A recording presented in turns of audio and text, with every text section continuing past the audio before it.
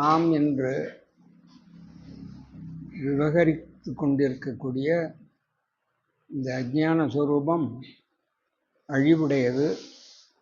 இதற்கு ஆதாரமாக இருக்கக்கூடிய நம் ஸ்வரூபம் நிரந்தரமாக நித்தியமாக ஆனந்த சாகரமாக இருக்கக்கூடியது என்பதை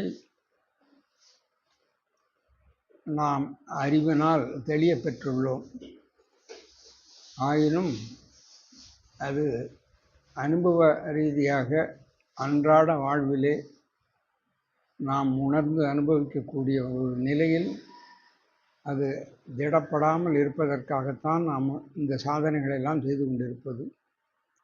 சாதனை இன்றி ஒன்றை சாதிப்பார் உலகில் இல்லை, ஆதலால் இந்த நான்கும் அடைந்தவர்க்கு அறிவுண்டாகும் என்று கைவல்ய நவநீதம் முன்னரே கூறியது போல, இந்த சாதன சதுஷ்டயங்கள் நிரம்பாமல் வெறும் அறிவுபூர்வமாக நாம் சொத்தை சேகரித்து கொள்வது வியாதியஸ்தனுக்கு பல கோடி ரூபாய் மாத சம்பளம் வந்தாலும் அதிலிருந்து எடுத்து ஒரு பருக்கை கூட அவனால் அனுபவிக்க முடியாது என்கிற ஒரு நிலை உலகியலிலே நாம் காண்பது போல, நாமும் எவ்வளவு கற்றும் எவ்வளவு பேசியும் எவ்வளவு அளவலாவியும் எவ்வளவு எழுதியும் வந்தாலும் கூட இந்த சாதன சதுஷ்டயம் என்பது மிக மிக முக்கியம். சாதன சதுஷ்டயம் என்பதற்கு பொதுவான சொல் ஒழுக்கம். அக ஒழுக்கம், புற ஒழுக்கம். அக ஒழுக்கம் புற ஒழுக்கம் இல்லாத ஒரு நெஞ்சிலே இந்த உண்மை நிலை பெறாது. அதை நாம் கவனத்தில் கொள்ள வேண்டும். நாம் பொதுவாக அறிவிலே தெளிவு ஏற்படுவதற்காக அறிவை பற்றியும் அதை பெறும் வழியை பற்றியும் அதை பேசுவதிலே ஒரு சுகத்தை கண்டுகொண்டே நாம் இருந்தாலும் கூட, இதற்கு அத்தியாவசியமான அடிப்படையாக தேவையான ஒழுக்கத்தை பற்றி, மன ஒழுக்கம், கரண ஒழுக்கம், இவை பூரணமாக நம்மிடம் அவை வேண்டும் என்ற தாபம் இல்லாமல் அதை விட்டு கொடுப்பதற்கு நம்முடைய அகங்காரம் இடம் கொடுக்காமல், வாசனை வயப்பட்டு மீண்டும் மீண்டும் மீண்டும் மீண்டும் நாம் பழமையிலேயே நம் பிறவிக்கு எது காரணமாக இருந்ததோ அதை விடாமல் பற்றி கொண்டே இந்த ஆன்மீக முயற்சியில் நாம் முயன்று கொண்டே இருக்கிறோம்.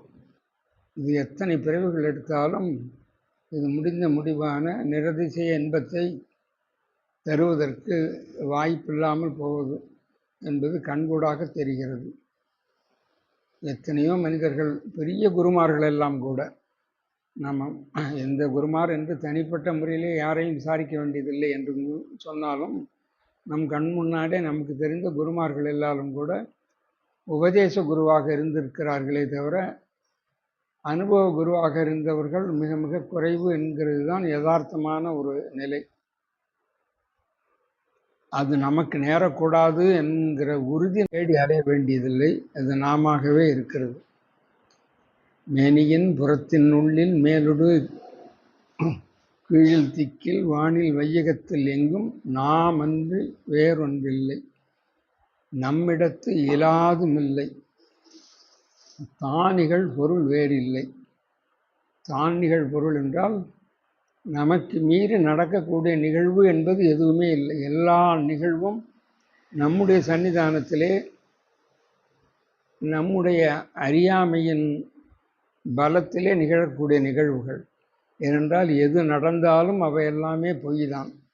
எதுவுமே நடக்காமல் இருக்கக்கூடியது, நடப்பதையெல்லாம் சாட்சியாக பார்த்து கொண்டு அதனோடு கலவாமல் இருக்கக்கூடியது தான் நம்முடைய சொரூபம். அப்படிப்பட்ட சொரூபமாகவே நாம் இருந்து கொண்டு நாம் அதை தேடி அலைவது வியப்பிற்குரியதும் வேதனைக்குரியதுமாகவே தான் இருந்து கொண்டிருக்கிறது. ஏதோ நாம் எத்தனை விதமான மலங்களை நம் மனம்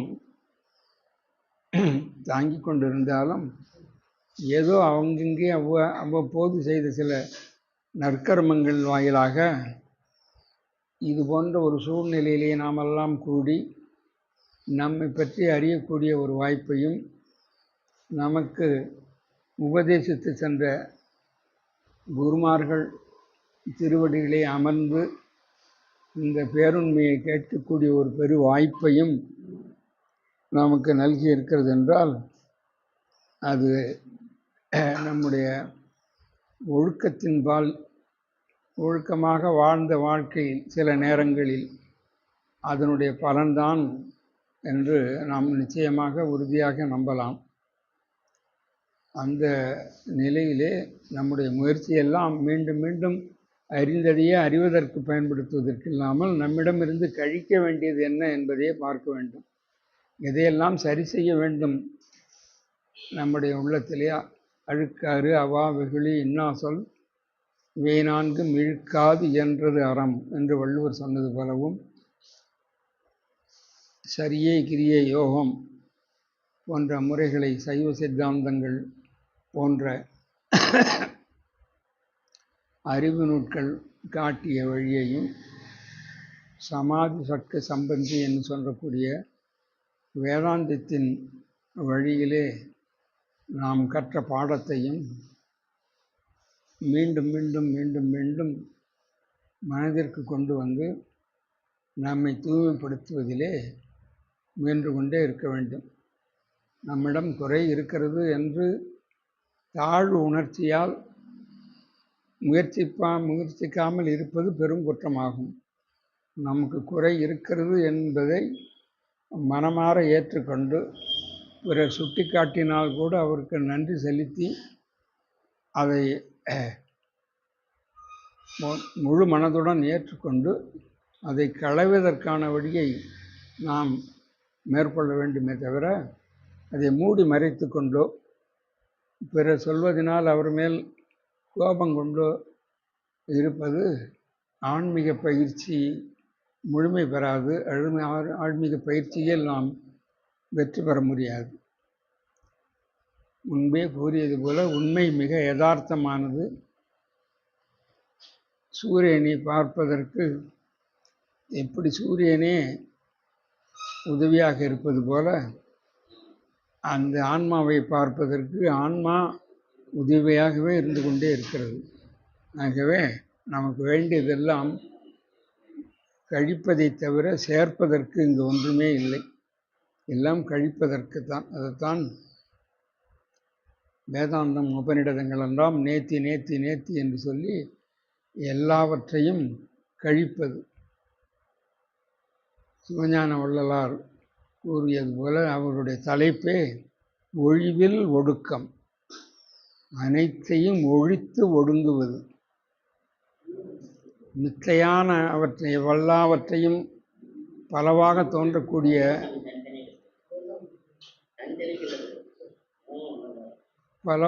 தோன்றக்கூடிய இந்த துவைத பிரபஞ்சத்தில் அனைத்துமே ஒழிக்கப்பட வேண்டியது தான். அனைத்துக்குமே எதற்குமே நித்திய இருப்பு இல்லை. தோற்றம் மாத்திரமாக இருக்கிறது. தோற்றம் மாத்திரமாக இருப்பது என்பது கூட இரண்டாம் நிலை. தோன்றா நிலையிலே இருப்பது தான் உண்மையான அனுபவ நிலை. அது நமக்கு தோன்றவே இல்லையே என்கிற நிலையிலே நாம் அதை சித்தமாக்கி கொண்டு அதிலே முயற்சிக்க வேண்டும். பல நூல்களை நாம் படித்து எல்லா நூல்களும் சொல்லக்கூடிய செய்தி ஒரே செய்தி தான். எப்படி உலகத்தில் உள்ள மித்யா பொருள்களுக்கு நாம ரூபங்கள் வேறு வேறாக எண்ணிறந்த நாமங்களாகவும் எண்ணிறந்த ரூபங்களாகவும் இந்த உலகம் விரிந்து கிடைப்பது போல ஞானம் என்று சொல்லக்கூடிய நம்முடைய சொரூபம்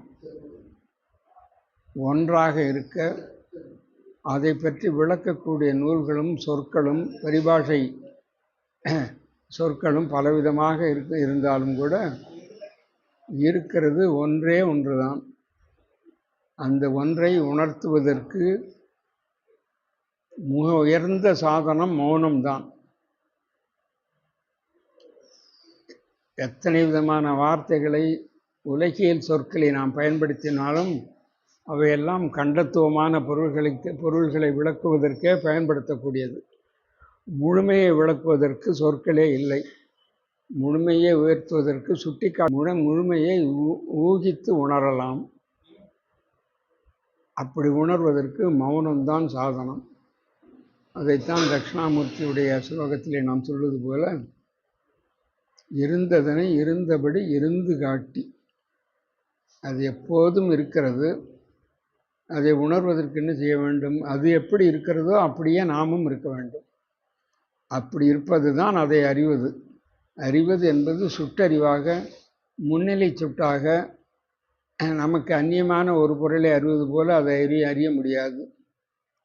நாம் அதைத்தான் அது எல்லா ஞானமும் என்ன சொல்லுகிறது என்றால், நமக்கு ஞாபகம்தான் படுத்துகிறது. ஞாபகம் து ந காரகம். செய்து ஒன்றை செய்து அதை அறியக்கூடியதில்லை. ஞானம்ங்கிறது ஞாபகப்படுத்துவது தான். மறந்த ஒன்றை கைவல்ய நீதம் மிக அழகாக சொல்லுகிறது. தன்னை மறந்தவன் பிறந்திருந்து, தன்னை மறந்தவன் பிறந்திருந்து தீராத சுழற்காற்றுற்ற சுற்றை போல் சுற்றி பேராத காலநேமி மிரமையில் திரிவன் போதம் ஆராயும் தன்னை தான் என்று அறியும் அவ்வளவும் தானே. இருந்ததனை இருந்தபடி இருந்து காட்டி நம்முடைய இருப்பு நிலையில் நிற்பது, இதுதான் ஞானத்தினுடைய பரிபக்குவ நிலை. இதற்கு எதுவுமே செய்ய வேண்டியதில்லை. செய்ய வேண்டியது என்று ஏதாவது இருந்தால் செய்கையெல்லாம் மித்தையை சேர்ந்தது. நமக்குடைய அறியாமையும் மித்தையாகத்தான் இருக்கிறது, சத்தியமாக இல்லை. அறியாமை சத்தியமாக இருந்தால் அதை ஒரு காலம் யாராலும் நீக்க முடியாது. அறியாமை மித்தையாக இருப்பதனால்தான் அது நீக்கப்படக்கூடியதாக இருக்கிறது. ஆகவே மித்தையை மித்தையால் கொன்று சத்தியத்தில் நிலை பெற வேண்டும். நாம் செய்யக்கூடிய செயல்களெல்லாம் இப்போ செய்யக்கூடிய இந்த குரு பூஜையிலிருந்து அனைத்துமே மித்தையை சார்ந்தது தான். ஒரு நிலையிலிருந்து மிக உயர்ந்த நிலையிலிருந்து பார்க்கும்போது அஞ்ஞானத்தில் இருந்து கொண்டே அஞ்ஞானத்தை விரட்டக்கூடிய ஒரு காரியத்தை தான் நாம் எல்லாம் செய்து கொண்டிருக்கிறோம். அதற்கு இது ஒன்றுதான் வழி, வேறு வழி இல்லை. முடிந்த முடிவாக போய் நாம் அதுவாகவே இருக்கும் பொழுது எல்லா காரியங்களும் தானாக முடிந்து விடுகிறது. நம்முடைய ஆத்மாவை அகர்த்தாவாகவும் அபோக்தாவாகவும் உணர்வதுதான் முடிந்த முடிவான நிலை. யஸ்து ஆத்மரதிரேவ ஸ்யாத் ஆத்ம திருப்தஸ்ய மாணவக ஆத்மன்யேவ சந்துஷ்ட தஸ்ய காரியம் ந வித்யதே. யாருக்கு எந்த காரியமும் இல்லை? எவன் ஒருவன் யஸ்து ஆத்மரதிரேவ ஸ்யாத், ஆத்மாவிலேயே ரமிக்கக்கூடியவனாய், ஆத்ம திருப்தஸ்ய மாணவக, ஆத்மாவிலேயே திருப்தி அடையக்கூடிய மனிதனாக, ஆத்மன்யேவ சந்துஷ்ட, ஆத்மாவிலேயே சந்தோஷத்தை அடைவனாக இருக்கக்கூடியவனுக்கு என்ன காரியம் இருக்கிறது? செய்வதற்கு என்று என்ன காரியம் இருக்கிறது? தஸ்ய காரியம் ந வித்யதே. அப்போ ஞானின்னு சொன்னோம்னாக்கா தன்னை உணர்ந்தவனுக்கு செயலற்ற நிலை, செயல் என்பதே கிடையாது. எல்லா செயல்களும் மித்தையான செயல்கள் தான். ஞானத்துக்கு முயற்சிப்பது எல்லாம் கூட மித்தையை சேர்ந்தது தான். இதுதான் நம்முடைய பிரகதாரண்ய உபநிஷத்துடைய முக்கியமான ஒரு மந்திரமாக பஞ்சதிசையிலே திருப்தி தீபத்திலே, அந்த திருப்தி தீபம் முழுக்க இந்த ஒரே மந்திரத்தை, கீதை என்ன சொல்கிறதோ அதைத்தான் பிரம்மசூத்திரம் இது பிரகதாரண்ய உபநிஷத்தும் சொல்லுகிறது. பிரகதாரண்ய உபநிஷம் சொல்லுவதை கீதையும், கீதை சொல்லுவதை உபநிஷத்தும் என்று எப்படி நாம் மாற்றி சொன்னாலும் கூட விஷயம் என்ன? ஒரே விஷயம்தான். அவனுக்கு எதற்காக உடம்பை அவன் அலட்டி கொள்ளப் போகிறான்? தான் ஆத்மா, இது நான் என்று எவன் ஒருவன் உணர்கிறானோ அவன் எதற்காக எதை நோக்கி இந்த உடம்பை அலட்டி கொள்ளப் போகிறான்? சரீரம் அனுசஞ்சரே அப்படின்ட்டு ஒரு கேள்வி கேட்குது. அதனால் நம்முடைய செயல்கள் எது செய்தாலும் நம் பூரணத்துவத்தை உணராத நிலையிலே அல்லது மறந்த நிலையிலே தான் நம்மால் செய்ய முடியும். நாம் 4 வேதங்களை படித்தாலும், 108 உபநிஷத்துகளை படித்தாலும், 18 புராணங்களை படித்தாலும், நம்முடைய சான்றோர்கள் எழுதி வைத்து செல்லக்கூடிய பிரகரண கிரந்தங்கள் எல்லையற்று விரிந்து கிடக்கின்றன. எவை நாம் படித்தாலும் எதற்காக படிக்கிறோம் என்கிற நிலையை உணர்ந்து அதில் ஒடுங்கி விட்டோம் என்றால் அதற்கு பிறகு செயலற்ற நிலை. ஆக ஆத்மா என்பது செயலற்ற நிலை. நாம் செயலற்ற நிலைக்குத்தான் முயல வேண்டும். ஆனாலும் நமக்கு சந்தேகங்கள் ஏற்பட்டு கொண்டிருக்கிறது. செயல் இல்லாமல் மனிதன் வாழ முடியுமா என்று ஒரு கேள்வி அப்பொழுதெல்லாம் கேட்போம். அதாவது இந்த மனித பிறப்பு என்பதும் இந்த செயல் என்பதும் இன்றியமையாதது என்கிற எண்ணம் திடமாக நம்மிடம் இருக்கிறது. அதுதான் எவ்வளவு ஞானத்தை பெற்றாலும் கூட, உபதேசத்தை பெற்றாலும் கூட, அது கண நேரத்தில் அழுக்கான நீரிலே இந்த சோப்பு கட்டியை வைத்தவுடன் அந்த அழுக்கு அகன்று அதை எடுத்தவுடன் மீண்டும் கூடிக்கொள்வது போல பெரியவர்களுடைய சன்னிதானத்தில், குருபிரான்களுடைய சன்னிதானத்தில் அல்லது சுத்தமான மனசோடு நாம் விசாரம் செய்யும்போது ஏற்படக்கூடிய அனுபவ நிலையிலே நம்முடைய தூய்மையை உணர்ந்து, நம்முடைய செயலற்ற தன்மையை உணர்ந்து இருந்தாலும் கண நேரம் அதிலிருந்து நம்ம மனசு நழுவி விட்டதுன்னா மறுபடியும் அது அந்த அறியாமை சூழ்ந்து கொள்கிறது. இதற்காகத்தான் நான் விழிப்புணர்வோடு இருக்க வேண்டும் என்பது. இது இயல்பாக நடக்கக்கூடியது தான் என்று சோர்வடையாமல் நாம் விழிப்புணர்வாகவே இருந்து எத்தனை முறை மீண்டும் மீண்டும் இது நம்ம தாக்கினாலும் கூட அவற்றிலிருந்து விலகி நம்முடைய யதார்த்த நிலையிலே நாம் நிற்பதற்கு முயன்று கொண்டே இருக்க வேண்டும். இதுதான் முயற்சியற்ற நிலை என்று சொன்னாலும் கூட இது அஞ்ஞான திசையிலே இது முயற்சிக்கு உட்பட்டது தான். அஞ்ஞானத்தில் இருக்கும் பொழுது முயற்சி அவசியம்தான். நம்முடைய ஞான சொரூப நிலையில் இருக்கும் பொழுது அங்கு எந்த முயற்சிக்கும் வேலை கிடையாது. முயற்சி செய்பவன் என்ற ஒரு தனி வியக்தி அங்கு கிடையாது. இருக்கக்கூடியது எல்லாம் நாமத்தான் இருக்கக்கூடியது. இருக்கக்கூடியது என்று சொல்வது கூட ஒரு சரியான பிரயோகம் இல்லை.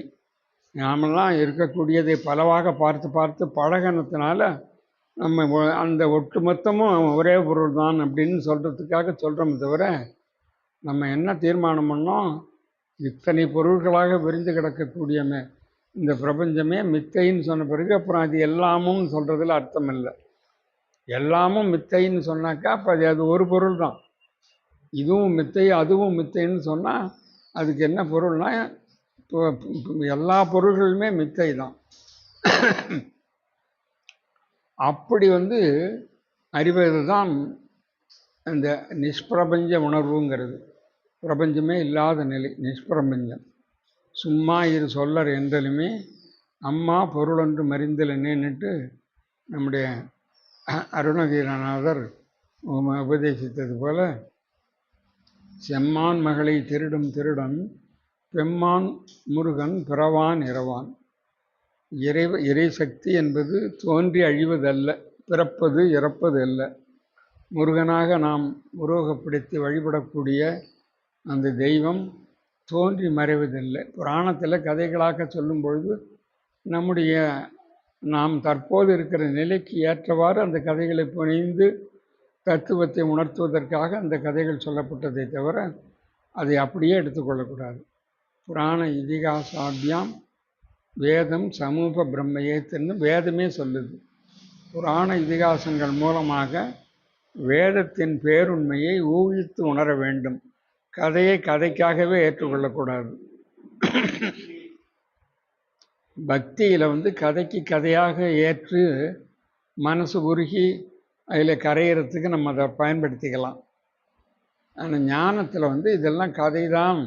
இந்த கதை எதை சுட்டுகிறது என்கிற அந்த தாத்பரியத்தை மட்டும், அந்த தத்துவத்தை மட்டும் நாம் பற்றி கொண்டு மிகத்தவற்றையெல்லாம் சக்கையாக நாம் ஒதுக்கி தள்ள வேண்டும். அப்படி சொல்லும்போது செம்மான் மகளை என்று சொன்னால் இந்த மனம் இருக்கிறதே, மனத்தை நீக்கிட்டால் ஒன்றுமே இல்லை.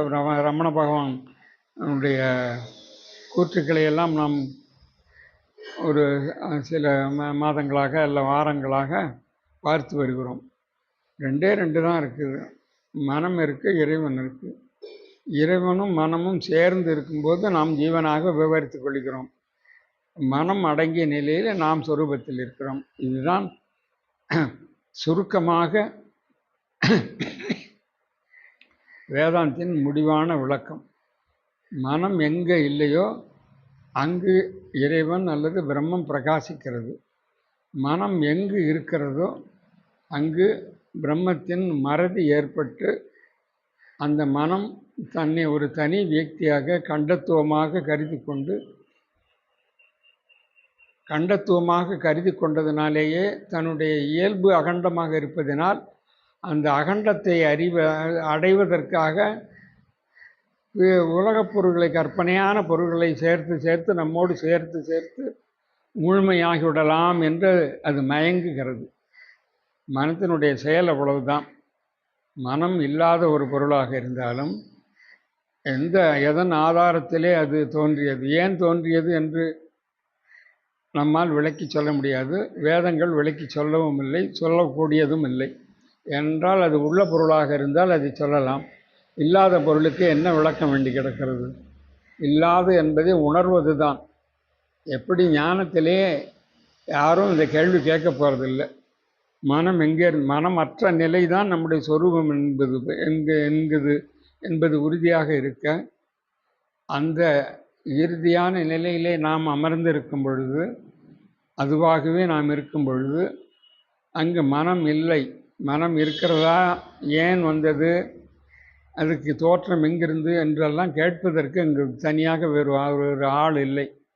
ஆகவே நாம் மனவாசகம் கடந்தார் என்று சொல்வது போல மனத்தையும் வாசகத்தையும் நாம் கடந்து அந்த அனுபவ ஸ்திதியில் இருக்கும் பொழுது, இங்கே மனம் என்பது இல்லை என்பது அனுபவமாக தெரியும் பொழுது, அதிலிருந்து நாம் வெளியில் வந்த பிறகும் அந்த எண்ணத்தை விடாமல், அந்த கருத்தை விடாமல், அந்த கருத்து நமக்கு அந்நியமான ஒரு கருத்து என்பது இல்லாமல் மனமற்று இருப்பது தான் உயர்ந்த நிலை.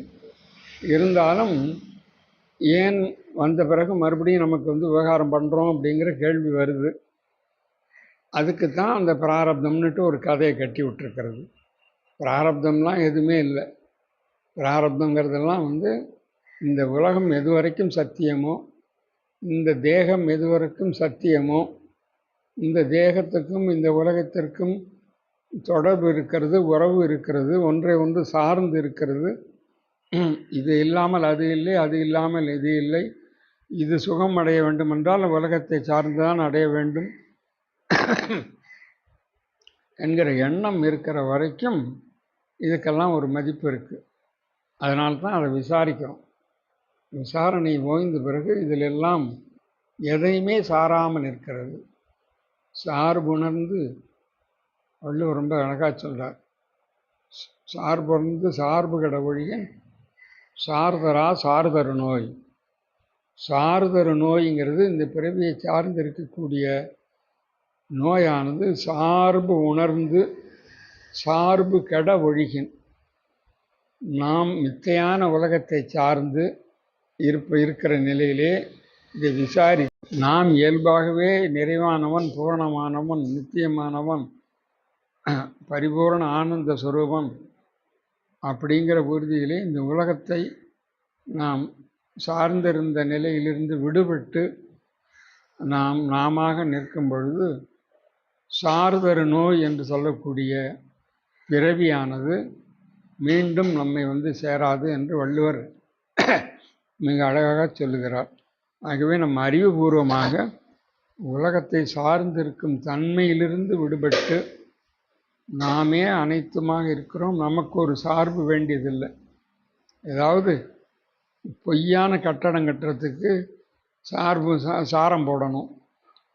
இல்லாத நித்தியமாக இருக்கக்கூடிய பொருளுக்கு சாரம் போட்டு என்ன பண்ண போகிறோம்? அதனால் அதிலெல்லாம் விட்டு நீங்கி நாம் உணர்ந்தவாறே பெரியோர்கள் நம்முடைய குருமார்களெல்லாம் போதித்த வண்ணம் அந்த சொரூபத்திலேயே நிலை பெறுவதற்காகவே தான் நம்முடைய முயற்சிகள்லாம் இருக்க வேண்டும் என்பதை மீண்டும் மீண்டும் நினைவுபடுத்தி கொண்டு அந்த ஆனந்தத்தில் இருந்து அணுவளவும் நீங்காமல் நாம் வாழ வேண்டும். அப்படிங்கிறது தான் இன்னைக்கு போன்ற ஒரு பௌர்ணமி என்பது அறிவின் பூரணத்துவத்தை கொடுக்கக்கூடியது. இன்றைக்கு நமக்கு கிடைத்த நூல்களெல்லாம் வியாசருடைய வழி வந்தது. வியாசர் இந்த 4 வேதங்களை தொகுத்து கொடுத்தவது அவர்தான். 18 புராணங்களை வகுத்து கொடுத்தவது அவர்தான். பிரஸ்தான திரயம் என்று சொல்லக்கூடிய பிரம்மசூத்திரம், உபனிஷத்துக்கள், பகவத்கீதை 3 உருவாக்கத்திற்கும் காரணமாக இருந்தது வியாசர் தான். அது ஒரே வியாசரா? வியாசர் என்றால் எழுதுபவர், தொகுத்து கொடுப்பவர், உபதேசிப்பவர் என்று பொருள். வெவ்வேறு காலகட்டங்களிலே அவர்கள் இருந்தார்களா? ஒருவரே தான் இந்த கற்பனை பிறவிகள் பல எடுத்து அந்தந்த காலங்களிலே இந்த நூல்களெல்லாம் உற்பத்தி செய்து வைத்தாரா என்பது விசாரணைக்குரியது என்றாலும் கூட ஏதோ இது ஒரு மித்யாஸ்வரூபம் தான். அது எத்தனை வியாசர் தனித்தனியாக இருந்திருந்தால் கூட ஒரு மித்யாஸ்வரூபம் மித்தியை விளக்கி தத்துவத்தை உபதேசிப்பதற்காக தோன்றிய ஒரு சொரூபம்.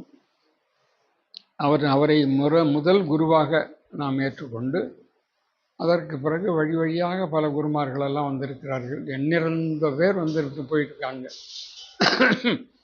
அதில் இடையில வந்தவர் தான் நம்முடைய பிரதான குருவாக நாம் வழிபடக்கூடிய ஆதிசங்கர பகவத்பாதர்.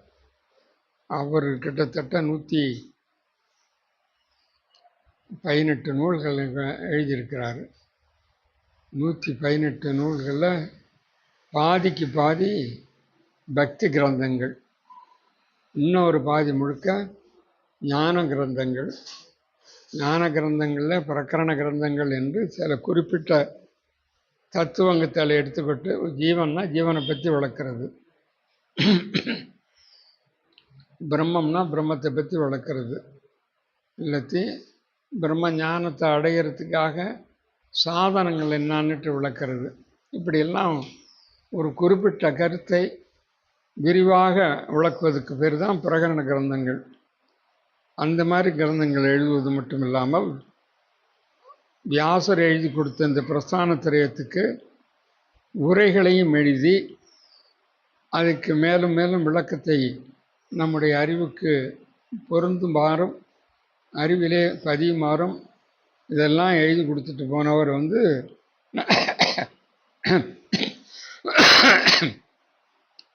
நம்முடைய ஆதிசங்கர பகவத்பாதார். குறிப்பாக அவரை தான் நாம் இப்போ பிரதான குருவாக நம்முடைய தற்காலத்தில் வாழக்கூடிய நாம் கண்டு கேட்டு பழகி உறவாடிய குருவுகளுக்கெல்லாம் முதற் குருவாக நாம் அவரை வழிபடுகிறோம். அவரை இந்த நாளிலே மற்ற குருக்களோடு சேர்த்து அவரையும் பூசித்து அவரோடு நம்ம அமைப்புக்கு ஒரு உருவத்தையும் வடிவத்தையும் கொடுத்து பரம்பரையாக நம்ம சீடர்கள் பரம்பரையை உருவாக்கி கொடுத்த அமலானந்த சுவாமிகள் போன்ற பெருமகனார்களை எல்லாம் இந்த நாளிலே நாம் நினைப்பது எல்லாமே, இந்த நினைப்பே நம்முடைய மறப்பை நீக்கும். நம்முடைய சொன்னது போல நம்மை மறந்து இருக்கக்கூடிய நிலையிலே அவர்களை நினைப்பது என்பது நம்மை நாமே நினைத்து கொள்வது தான். ஏனென்றால் ஆத்மஸ்வரூபமாகவே அவர்கள் இருக்கிறார்கள். உடலோடு இந்த உலகத்தில் அவர்கள் உலாவிய காலத்திலும் சரி மறைந்த பின்னரும் சரி அவர்களுடைய சொரூபம் நம் சொரூபமாகவே தான் இருக்கிறது. இதைத்தான் கைவல்ய நவநீதம் சொல்கிறது. ஐயனே எனதுள்ளே நின்று அனந்த சன்மங்கள் ஆண்ட மெய்யனே. அநேக சன்மங்களாக எது நம்மிடம் மாறாமல் இருந்து கொண்டிருக்கிறது? இந்த ஆத்மா தான். பாக்கி உடல்லாம் வந்து வந்து போயிட்டே இருக்கு. மாறுபட்டோட ஆணாக வருகிறது, பெண்ணாக வருகிறது, அலியாக வருகிறது, புலியாக வருகிறது, கழுகாக வருகிறது, கழுதையாக வருகிறது. இந்த மாதிரி பல பிறவிகள் தோற்றங்கள்லாம் வந்து போனால் கூட அதில் உள்ளார்ந்த ஒரு அழியாத பொருளாக இருக்கக்கூடியது ஆத்மா தான். அப்படியே பல பிறவிகள் நான் எடுத்தாலும் கூட என்னுடைய கோர் எக்ஸிஸ்டன்ஸாக இருக்கிறது யாருன்னு சொன்னால் அந்த குரு தான், அதாவது ஆத்மா தான். எனதுள்ளே நின்று அனந்த சன்மங்கள் ஆண்ட மெய்யனே உபதேசிக்க வெளிவந்த குருவே. இப்போ உபதேசங்கிறது நான் நீங்கிற பேதத்தில் குரு சிஷ்யன்கிற பாவத்தில் அந்த ஆத்மா தான் இன்னொரு உருவம் தாங்கி வந்திருக்கு. ஒரு உருவம் வந்து சீடனாக வந்திருக்கு, இன்னொரு உருவம் குருவாக வந்திருக்குது. இரண்டுக்கும் சமமாக இருக்கக்கூடியது ஆத்மா தான். அதில் வித்தியாசமே கிடையாது. அப்போ தான் அது என்ன சொல்லுதுங்கிறத இது புரிஞ்சுக்கிறதுக்கு எப்போ புரிஞ்சிக்க முடியும்னா, அடிப்படையாக இருக்கக்கூடிய வஸ்து ஏக வஸ்துவாக இருந்தால் தான் அது புரியும். அது ஒரு வஸ்து இது ஒரு வஸ்துன்னு சொன்னாக்கா அது சொல்கிறது இதுக்கு புரியாது. ஒரு குரு சொல்கிறாரு, நம்ம புரிஞ்சுக்கிறோம்னு சொன்னாலே அந்த பொருள் அந்த இது நமக்கு முன்னாடியே தெரிஞ்சது தான். எந்த ஞானமும் புதிதாக கொடுக்கப்படக்கூடியதல்ல. எல்லா ஞானமும் நினைவூட்டப்படக்கூடிய ஞானம்தான். அதைத்தான் வடமொழியிலே பிரத்யபிக்ஞைம்பாங்க. ஞானம்ங்கிறது உபதேசங்கிறது பிரத்யபிக்ஞை, மீண்டும் நினைவு கூறுவது. ஞானம்னாலே அதான் அர்த்தம்.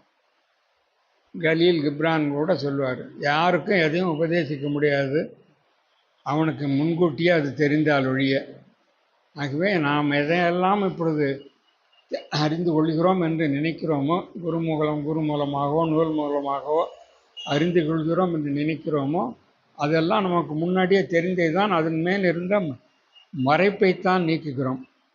அப்படி இந்த குருபிரான்களெல்லாம் மறைப்பைத்தான் நீக்கி நமக்கு நம்மை கடைத்தேற்றி இருக்கிறார்கள். அவருக்கு என்ன நம்ம உதவி செய்ய முடியும்?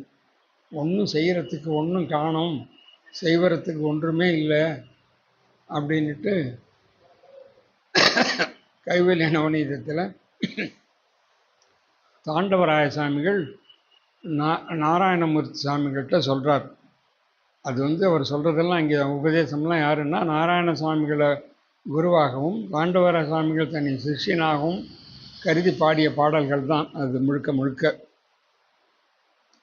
அப்போ அவர் என்ன சொல்கிறாரு, நீ ஒன்றும் செய்ய வேணாம், சொரூப ஞான நெட்டனாயிருக்கில் அதுவே நீ செய்யும் உதவியாமேன்னார். நீ வேற எதுவுமே செய்ய வேணாம், நான் எப்படி அனைத்தையும் துறந்து சொரூபமாக இருக்கிறேனே அதே சொரூபந்தான் உன்னுடைய சொரூபம் என்று நீ உணர்ந்து கொண்டால்தான் நான் உபதேசித்தது பலனளித்தது என்று பொருள். நான் ஒரு முயற்சி செய்து ஒரு காரியத்தை செய்து அது பலன் கொடுக்கிறது என்றால் நீயும் என்னை போல் இருக்க வேண்டும். அதை தவிர நீ எனக்கு தனியாக பண்ண வேண்டியதில்லை. நீ என்னை பண்ணாக்கா எனக்கு ஏதாவது உபசாரம்னுட்டு பண்ணின்னு சொன்னால் அது மீண்டும் இருமை உணர்வைத்தான் உண்டு பண்ணும். அதனால் நீ ஒன்றுமே பண்ண வேண்டியதில்லை, சொரூப ஞான நிட்டனா இருக்கில் அதுவே நீ செய்யும் உதவியாமே அப்படின்னார்.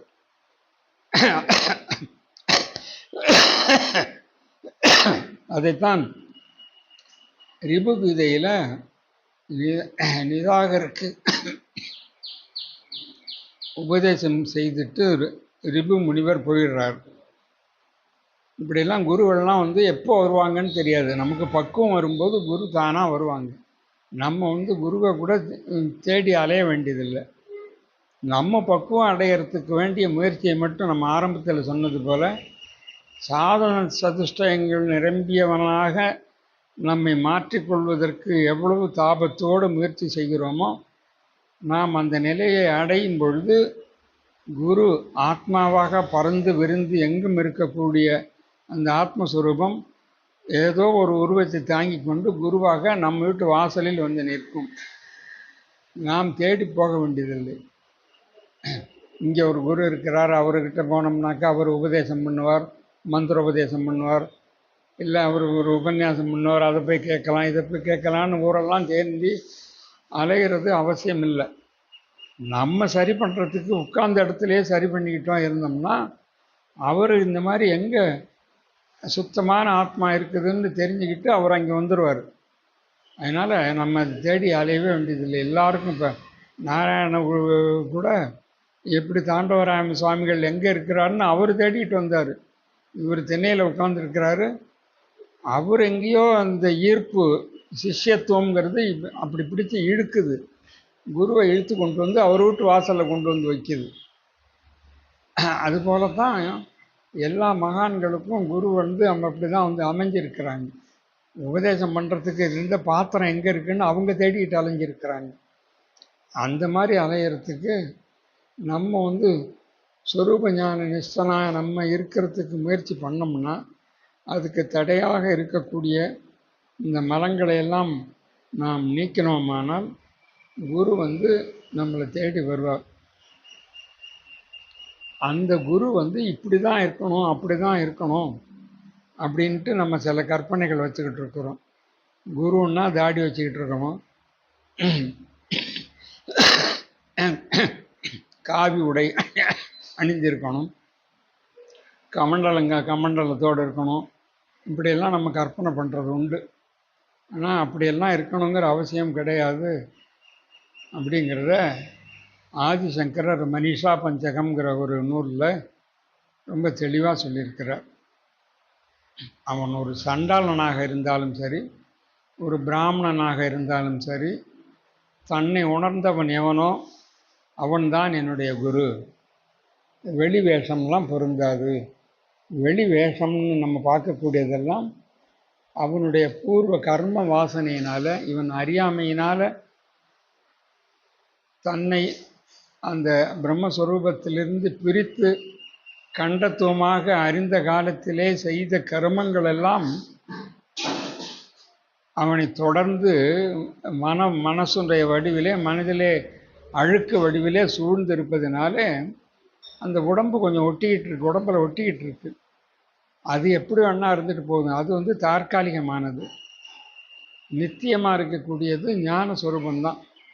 அந்த ஞான ஸ்வரூபத்தில் வந்து ஒருத்தன் நிலைச்சிருக்கும்போது அவனுடைய பூர்வ கர்மாவினால் அவனுக்கு ஒரு சண்டாளனுடைய உடம்பு வாய்த்தாலும் சரி, ஒரு பெரிய சனாதன அந்தணனுடைய பரம்பரையிலேயே வந்த பல கலைகளையும் பயின்ற ஒரு ஞானியுடைய வம்சத்தில் வந்த பிராமண வம்சத்தில் வந்த ஒரு உடம்பாக இருந்தாலும் சரி, அது ரெண்டும் எனக்கு ஒன்று தான் அப்படின்ட்டு சொல்கிறார்.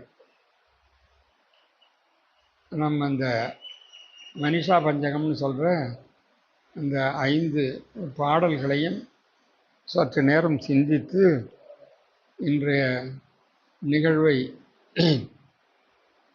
நம்முடைய குருபிரான்களுக்கு அர்ப்பணம்